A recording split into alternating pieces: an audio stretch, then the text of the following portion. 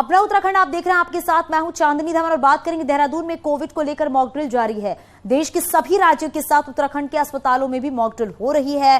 स्वास्थ्य मंत्री Dhan Singh Rawat coronation hospital पहुंचे हुए हैं, जहां पर उन्होंने मॉक ड्रिल को देखा है और राज्य में लगातार कोविड के केस बढ़ते जा रहे हैं। रविवार को कोविड के 30 नए मामले सामने आए हैं। वहीं राज्य में कोविड के कुल संख्या की अगर बात करें तो 81 एक्टिव मामले हैं कोविड के। तो कोविड को लेकर मॉक ड्रिल जारी है। तो कोरोना के जिस तरीके से केसेस बढ़ते जा रहे हैं, उस तरीके से अब स्वास्थ्य विभाग पूरी तरीके से अलर्ट मूड पर है। और कल राज्य भर में कोविड के 30 नए मामले सामने आए थे। राज्य में कुल 81 कोविड के एक्टिव मामले हैं। तो कोविड को लेकर मॉक ड्रिल जारी है। कोरोनेशन हॉस्पिटल में मॉक ड्रिल किया जा रहा है, ताकि अगर स्थितियां कुछ ऐसी बिगड़ती हैं तो कैसे उसको काबू किया जाएगा और कैसे लोगों को व्यवस्थाएं मुहैया कराई जाएंगी, क्योंकि कोविड के केसेस आने की वजह से स्वास्थ्य महकमा पूरी तरीके से अलर्ट मूड पर है।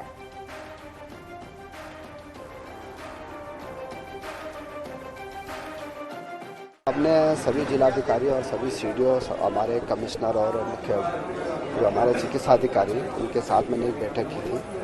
और आज और कल पूरे प्रदेश में हम मॉक ड्रिल करा रहे हैं। हर हॉस्पिटल में ये जायजा ले रहे हैं कि कोई कमी तो नहीं है कहीं। हमारे विधायक लोग भी इसमें जा रहे हैं, मंत्री लोग भी जा रहे हैं, हमारे प्रशासन के लोग भी जा रहे हैं। और मैं कह सकता हूँ कि मैंने अपने राज्य में दो चीज़ों पे पूरा फोकस किया हुआ।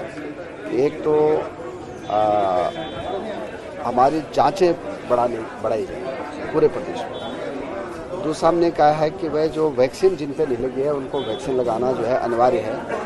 और चूंकि चारधाम यात्रा भी आ रही है, और मैं कह सकता हूं कि उत्तराखंड राज्य में अभी स्थितियाँ बहुत सामान्य है, लेकिन फिर भी हमको जो है सतर्कता भी बरतनी है। और अपने जितने भी हॉस्पिटल आज और कल जो है सभी लोग इस मॉक ड्रिल में भाग ले रहे हैं। और लगभग 850 जो कंपोनेंट है इसके जो है पूरी जांच की जाएगी और भारत सरकार के पोर्टल में भी इसको अपलोड किया जाएगा। तो देखिए, कोरोना के जिस तरीके से मामले एक एक करके बढ़ रहे हैं, उस हिसाब से स्वास्थ्य विभाग पूरी तरीके से सतर्क है। और इसी को देखते हुए जो बाकी अस्पताल है वहां पर मॉक ड्रिल की तैयारी की जा रही है, मॉक ड्रिल किया जा रहा है। किस तरह से इसकी तैयारियां हैं, इसको बताने के लिए हमारे सहयोगी देहरादून से विशाल हमारे साथ जुड़ गए हैं। विशाल, जरा आप वहां की स्थिति को दिखाइए, किस तरीके से मॉक ड्रिल किया जा रहा है, क्योंकि पहले से ही स्वास्थ्य विभाग पूरी तरीके से अलर्ट मूड पर है। बिल्कुल, यहाँ पर स्वास्थ्य मंत्री धन सिंह रावत भी पहुंच गए हैं और मॉक ड्रिल कर वो जानकारी ले रहे हैं कि किस तरह की व्यवस्थाएं अस्पतालों में है। साथ ही उन्होंने सभी जिला अधिकारियों को और स्वास्थ्य के अधिकारियों को भी निर्देशित किया है कि वो अपने क्षेत्र के सभी अस्पतालों में जायजा लें कि किस तरह की व्यवस्थाएं बनी हुई हैं, क्या क्या हमें चीज़ों की जरूरत है, क्योंकि ऑक्सीजन या फिर बेड की अगर कहीं पर कमी होती है तो उसको भी भरपूर करने की जो बात है वो धन सिंह रावत जी ने कही है। और साफ तौर पर उन्होंने कह दिया है कि बजट की चिंता ना करें, बजट पूरा मिलेगा, लेकिन पूरी तैयारियां यहाँ पर करें, क्योंकि जल्द ही राज्य में चारधाम यात्रा भी शुरू होने जा रही है और उसको लेकर के पहले से पूरा अलर्ट करना बेहद जरूरी है। क्योंकि जिस तरह से देखिए हम बता रहे हैं, दिनों दिन जो कोविड का आंकड़ा है वो बढ़ रहा है। और हाल फिलहाल में विशाल, क्योंकि आपने बताया अभी कि मंत्री, स्वास्थ्य मंत्री भी वहां पर मौजूद है, जरा आप उनसे भी बातचीत कीजिए, जो वहां पे डॉक्टर्स हैं उनसे भी बातचीत आप कीजिए, किस तरीके से मॉक ड्रिल किया जा रहा है और कैसी तैयारी इस बार की जा रही है कि अगर कोविड के केसेस बढ़ते हैं तो कैसे उसको कंट्रोल किया जाएगा। बिल्कुल, हम धन सिंह रावत जी से बात करने की कोशिश करेंगे। अभी फिलहाल वो पत्रकारों से ही घिरे हुए हैं, उनके सवालों का वो जवाब दे रहे हैं। और हाल फिलहाल में मंत्री जी अभी हमारे साथ हैं। सर, मॉक ड्रिल की है, किस तरह की तैयारियां हैं, क्या कुछ जायजा लिया? देखिए, आज हमारे माननीय विधायक जी, हमारे महानिदेशक जी और हमारे सीएमओ और स्वास्थ्य विभाग की पूरी टीम ने आज हर डिस्ट्रिक्ट हॉस्पिटल में, उप जिला चिकित्सालय में, मेडिकल कॉलेजों में आज और कल जो है मॉक ड्रिल किया जा रहा है। और आज हम जिला हॉस्पिटल देहरादून में आए हैं। यहाँ जो भी भारत सरकार ने हमको वो क्या है 813 चीज़ों को आइडेंटिफाई करने के लिए, वो बहुत अच्छा यहाँ पे है। यहाँ पे ऑक्सीजन का प्लांट भी काम कर रहा है। यहाँ पे जो है 100 बेड हम कोविड के लिए अलग से व्यवस्था बना रहे हैं, ताकि अगर कोई केस अगर आता है तो तुरंत हम यहाँ हॉस्पिटल में उसको एडमिट कर सकते हैं। दवाइयाँ भी पर्याप्त है, मास्क की व्यवस्था भी पर्याप्त है, एम्बुलेंस की व्यवस्था भी पर्याप्त है। और मुझे नहीं लगता है कि कोई दिक्कत उत्तराखंड राज्य में है। सर, क्या कहीं पे रैंडम सैंपलिंग हो रही है, क्योंकि प्रदेश में अभी तक 6 लोगों भी अपनी जान गंवा चुके हैं कोविड से? देखिए, अब हम पूरे प्रदेश में जांच का दायरा बढ़ा रहे हैं और अगर कहीं अगर कोविड के केस बढ़ते हैं तो रैंडम चेकिंग की भी व्यवस्था वहाँ पे की जाएगी। लेकिन कल मैंने जिलाधिकारियों के साथ एक मीटिंग की थी, तो अभी किसी भी जिले में ऐसी नौबत नहीं आई है कि हमको जो है इस स्थिति में जाना पड़ेगा। लेकिन अगर केस बढ़ते हैं तो हमको रैंडम के लिए भी तैयारी करनी पड़ेगी। लेकिन चारधाम भी जल्दी शुरू होने जा रही है, उसकी भी तैयारियां आपने कर ली होगी, स्वास्थ्य अलर्ट मोड पर है। देखिए, चारधाम यात्रा के लिए भारत सरकार कोई गाइडलाइन देगी और फिर हम भी एक SOP जारी करेंगे चारधाम के लिए। तो मुझे लगता है कि जैसी परिस्थितियां होंगे वैसे फिर निर्णय लिया जाएगा। लेकिन सर, अभी तक राज्य में मास्क अनिवार्य नहीं किया गया है, ये एक विषय भी है। देखिए, मास्क तो भारत सरकार ने कहा है कि हम पूरे देश में एक SOP जारी करेंगे और तभी हम निर्णय करेंगे। जब अभी बहुत सामान्य स्थितियां हैं, अगर लगेगा कि मास्क जरूरी है तो वो भी किया जाएगा। बिल्कुल विशाल, तो धन सिंह रावत जी को आपने सुना, बिल्कुल विशाल, और कहा जा रहा है साफ तौर पर कि कि तैयारियां पहले से ही सुनिश्चित की जा रही हैं ताकि अगर स्थितियां कुछ ऐसी बनती हैं ताकि उस पर कंट्रोल किया जा सके। और चारधाम की यात्रा भी शुरू होने वाली है। मंत्री धन सिंह रावत ने साफ तौर पर कहा है कि सरकार की तरफ से एक SOP जारी की जाएगी, वहीं राज्य सरकार की तरफ से भी SOP जारी की जाएगी ताकि उसका पूरी तरीके से पालन किया जा सके। बहुत शुक्रिया इस पूरी जानकारी के लिए विशाल।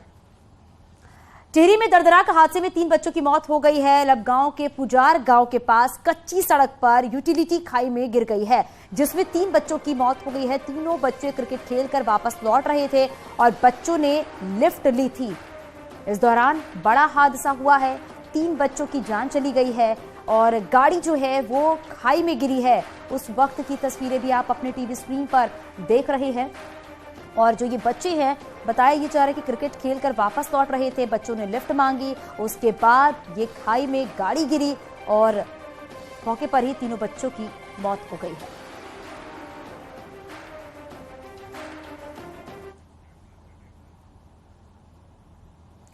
आज सीएम पुष्कर सिंह धामी नैनीताल जिले के भवाली और हल्द्वानी दौरे पर रहेंगे, जहां नैनीताल विधानसभा में करोड़ों की विकास योजनाओं की सौगात देंगे। वहीं भवाली में एक निजी कार्यक्रम में भी हिस्सा लेने के साथ ही हल्द्वानी में एक सांस्कृतिक कार्यक्रम में सीएम शामिल होंगे। साथ ही साथ सीएम धामी रात को काठगोदाम सर्किट हाउस में भी रुकेंगे।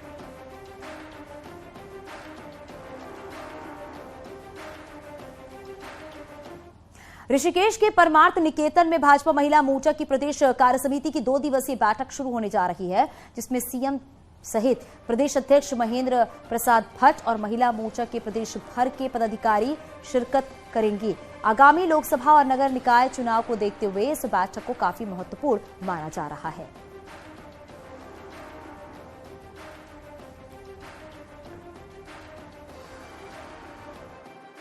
ऋषिकेश के परमार्थ निकेतन में 2 दिवसीय महिला मोर्चे की कार्य समिति की बैठक शुरू होने जा रही है, जिसमें मुख्यमंत्री पुष्कर सिंह धामी सहित प्रदेश के पदाधिकारी शिरकत करेंगे और 2 दिन तक यहां पर महिला मोर्चे के आगामी इलेक्शन का जो सीन बन रहा है उसमें विचार विमर्श होगा। ऋषिकेश से आशीष डोभाल, न्यूज़ 18।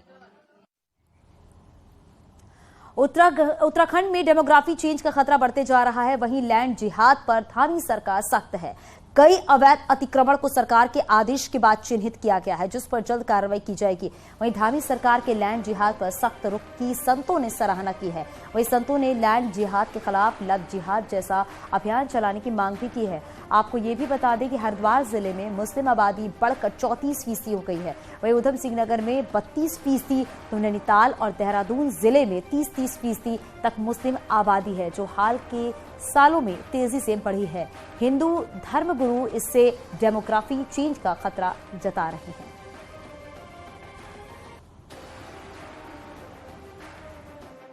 देश में जो डेमोग्राफिक चेंजेस की बात है वो तो पूरे देश में ही है। किसी भी देश के लिए वहाँ की परंपराएं, वहाँ का मूल निवासी, वहाँ के व्रत पर्व, वहाँ की धर्म दर्शन संस्कृति प्रभावित नहीं होनी चाहिए। उस दिशा में मुख्यमंत्री की तत्परता अत्यंत प्रशंसनीय है। उत्तराखंड में डेमोग्राफी चेंज का खतरा बढ़ते जा रहा है। मैदान के 4 जिले हरिद्वार, देहरादून, उधम सिंह नगर और नैनीताल सबसे ज्यादा संवेदनशील बन गए हैं। यहां पिछले 10 सालों में आश्चर्यजनक ढंग से वोटर्स की संख्या बढ़ी है। आप ये रिपोर्ट देखिए।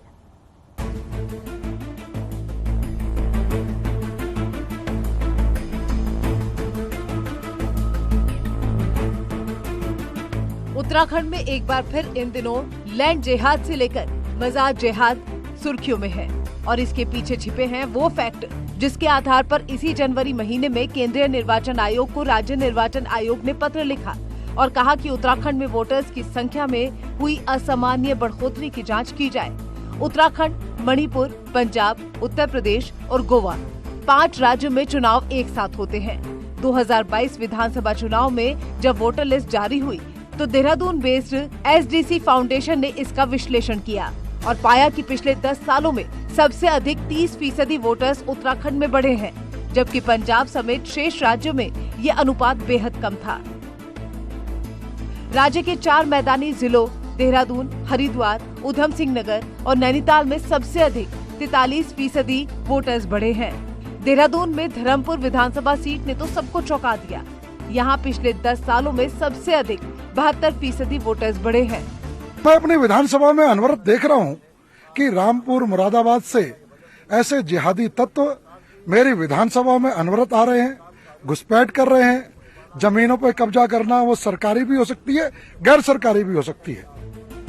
इन 4 जिलों में बाहरी लोगों और खासकर मुस्लिम आबादी की घुसपैठ को बड़ा कारण माना जा रहा है। एक रिपोर्ट के मुताबिक हरिद्वार में 34% मुस्लिम आबादी हो चुकी है, ऊधम सिंह नगर में 32%, तो नैनीताल और देहरादून जिले में 30% तक मुस्लिम आबादी है, जो हाल के वर्षों में तेजी से बढ़ी है। 2001 की जनगणना के अनुसार राज्य में मुस्लिम आबादी कुल आबादी का 11% थी, जो 2011 में बढ़कर 13% से ऊपर चली गई है। 2022 में इसके 16% तक जाने का अनुमान है, जबकि पड़ोसी राज्य हिमाचल के गठन के समय 1971 में मुस्लिम आबादी कुल आबादी का 2% से भी कम थी। 2011 की जनगणना में भी ये आबादी 2% के आसपास तक सीमित रही। एक लंबे समय से योजनाबद्ध तरीके से पवित्र देवभूमि उत्तराखंड को इस्लामीकरण करने का प्रयास चल रहा है। मुसलमान उत्तराखंड में ऊपर चढ़ते चले जा रहे हैं, घुसते चले जा रहे हैं। वोटर्स की संख्या में इस असामान्य वृद्धि ने न सिर्फ सरकार बल्कि निर्वाचन आयोग की भी चिंता बढ़ा दी है। केंद्रीय निर्वाचन आयोग के निर्देश पर मुख्य निर्वाचन अधिकारी उत्तराखंड ने सभी जिला अधिकारियों को पत्र भेजकर जिला, विधानसभा और मतदान केंद्र के लेवल पर त्रिस्तरीय जांच के निर्देश जारी किए हैं। जांच में क्या निकलता है, इसका इंतजार किया जा रहा है। न्यूज़ 18 के लिए देहरादून से सुनील नवप्रभात की रिपोर्ट। इस वीकेंड पर पर्यटकों का हुजूम जिस तरह से मसूरी, नैनीताल, बागेश्वर, औली में उमड़ा, उससे अब चारधाम यात्रा में होटल मालिकों को अच्छे बिजनेस की उम्मीद है।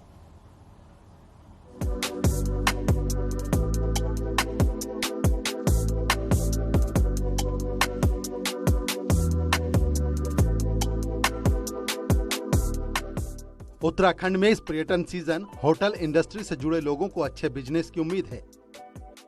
मसूरी, नैनीताल, औली में ज्यादातर होटल की 2 महीने तक की बुकिंग फुल है। इस वीकेंड पर उत्तराखंड के पर्यटक स्थलों का लोगों ने रुख किया। होटल से लेकर होम स्टे पैक रहे। ऐसे में 2 हफ्ते बाद शुरू हो रही चारधाम यात्रा के दौरान भी अच्छे बिजनेस की उम्मीद है। पूरी की पूरी उम्मीद है हम लोगों को, जो इसी के सारे हम लोग बैठे हुए हैं कि शायद 2 महीने में काम हम लोगों का अच्छा हो जाए और फिर जाके कुछ रूटीन में आए। नहीं तो अभी तक तो 5 महीने से 6 महीने से जेब से ही पेमेंट जा रहा था सारा का सारा। चारधाम यात्रा के दौरान होटल और होम स्टे संचालक लूट ना करें, इस पर भी सरकार ने नजर रखने की बात कही है। वहीं अकेले GMBN की ही 8 करोड़ 84 लाख से ज्यादा की बुकिंग हो चुकी है। GMBN और KMBN को भी अपने होटल दुरुस्त करने को कहा गया है। मंत्री भी मानते हैं कि मौसम का साथ अच्छा रिस्पॉन्स दे रहा है। तो पूरा हम मॉनिटरिंग कर रहे हैं और इस समय मौसम भी साथ दे रहा है। तो मैं समझता हूं कि भगवान बद्री विशाल और भगवान केदारनाथ के आशीर्वाद से यात्रा हमारी सुसंपन्न होगी। वीकेंड हो या चारधाम यात्रा, उत्तराखंड लोगों की पसंद बनता जा रहा है और इससे पर्यटन कारोबार से जुड़े लोग बेहद खुश हैं। न्यूज़ 18 के लिए देहरादून से भारती सकलानी उनियाल की रिपोर्ट। 27 अप्रैल को बद्रीनाथ धाम के कपाट खुल रहे हैं, लेकिन अभी से ही यात्रियों का आना शुरू हो गया है। महाराष्ट्र के यात्री बद्रीनाथ धाम की तरफ पहुंचने लगे हैं। देर रात को कई वाहन बद्रीनाथ धाम के मुख्य पड़ाव जोशीमठ पहुंचे हैं। यात्रियों के आने से लग रहा है कि इस साल भी यात्रा को लेकर तीर्थ यात्रियों में काफी उत्साह है।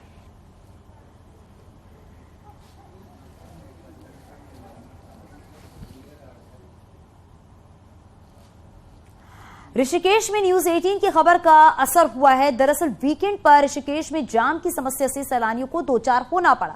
वहीं खबर दिखाने के बाद प्रशासन हरकत में आया और डीजीपी ने पुलिस अधिकारियों के साथ मीटिंग की, जिसमें चार धाम यात्रा से पहले नए ट्रैफिक प्लान की रूपरेखा तैयार की गई है।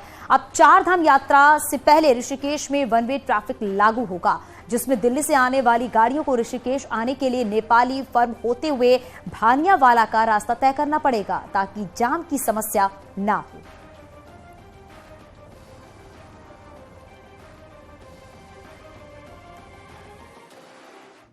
जो दिल्ली की तरफ से आने वाला ट्रैफिक है हरिद्वार की तरफ से, उसमें स्टेट की गाड़ियों को छोड़ के उत्तराखंड नंबर की बाकी सभी गाड़ियों को वीकेंड पे जो है भानियावाला होके आना पड़ेगा। श्यामपुर होके नहीं आएंगे, भानियावाला होके आएंगे। ठीक है। इसी तरह वीकेंड्स पे जितना लौटता ट्रैफिक है वो गरुड़ चट्टी से बाई उधर से जाएगा, हिल रोड से। ठीक है। और तीसरा इसी में, क्योंकि इसको इम्प्लीमेंट करने के लिए वन वे वीकेंड पे लगेगा, बैराज से ऊपर वाहनों को नहीं जाने देंगे। उत्तराखंड में 22 अप्रैल से शुरू होने वाली चारधाम यात्रा के दौरान श्रद्धालुओं को बेहतर स्वास्थ्य सुविधाएं मिलने जा रही हैं और इसके लिए यात्रा मार्ग पर 50 हेल्थ एटीएम लगने शुरू हो गए हैं। यात्रा मार्ग पर जहां कहीं भी यात्रियों के ठहरने की जगह होगी, वहां हेल्थ एटीएम लगाए जाएंगे। इसमें 70 तरह की जांच हो सकेंगी। वहीं मरीज की हालत गंभीर होने की दशा में इस हेल्थ एटीएम से आप अपने नजदीकी अस्पताल को सूचना दे पाएंगे और इससे मरीज को तत्काल मदद मिल सकेगी।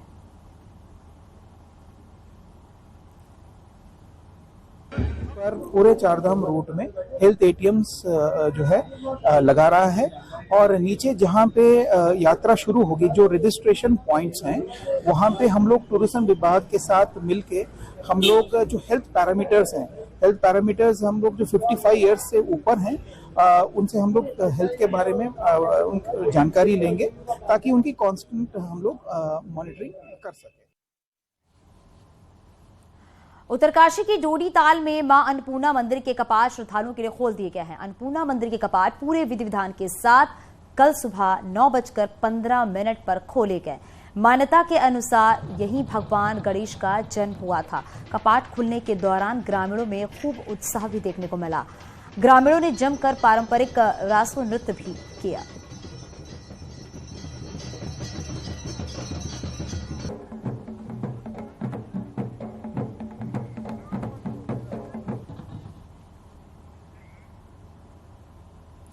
उत्तराखंड की संस्कृति और विरासत की झलक को दर्शाती मानसखंड झांकी का काशीपुर में प्रदर्शन किया गया है। झांकी को स्थानीय विधायक और प्रशासनिक अधिकारियों ने हरी झंडी दिखाकर रवाना किया है। उत्तराखंड राज्य के गठन के बाद पहली बार गणतंत्र दिवस की परेड में मानसखंड झांकी को देश में पहला स्थान प्राप्त हुआ है, जिसके बाद राज्य की पुष्कर सिंह धामी मानसखंड झांकी को राज्य में घुमाया जा रहा है।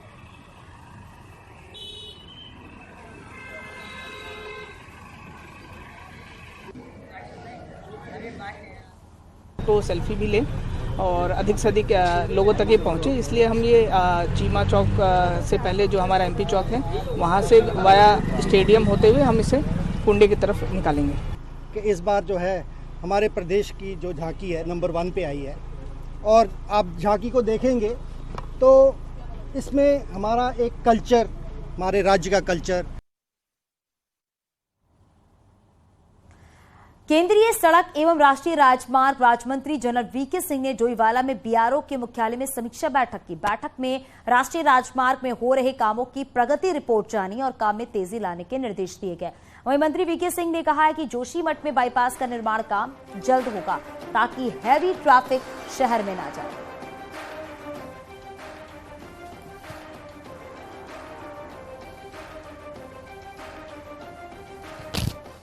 थोड़ी सिंकिंग हो रही है, तो बाईपास इसीलिए हम चाह रहे थे ताकि भारी ट्रैफिक जोशीमठ के ऊपर शहर की तरफ ना जाए और उसके लिए भी हम प्रयास कर रहे हैं कि वो जल्दी बन जाए तो भारी ट्रैफिक जाएगा नहीं।